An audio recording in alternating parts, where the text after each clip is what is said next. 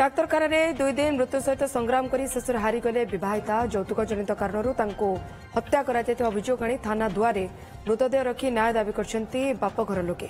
ये घटना घटी आनंदपुर उपखंड घसीपुरा थाना झाड़कुंडी गांव गत 2020 भद्रक जिला बंत थाना मालतेरा गांव रश्मिता झाड़कुंडी गांव शिवानंद बह करते प्रथमे प्रथमे सब ठीक चलता तेज किछ मास हेब अधिक यौतुक दावी करते स्वामी और शाशुघर लोके एवं एने निर्यातना भी दे आसुले।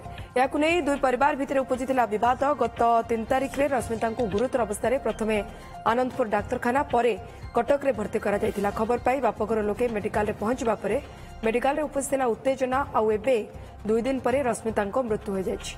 ए संपर्क में घसीपुरा थाना रे अभियोग पर पुलिस घटनार तदंत करुछि। तेबे एने पुलिस किंबा रश्मिता शाशुघर पक्षरु कोनोसी प्रतिक्रिया मिल पारनी।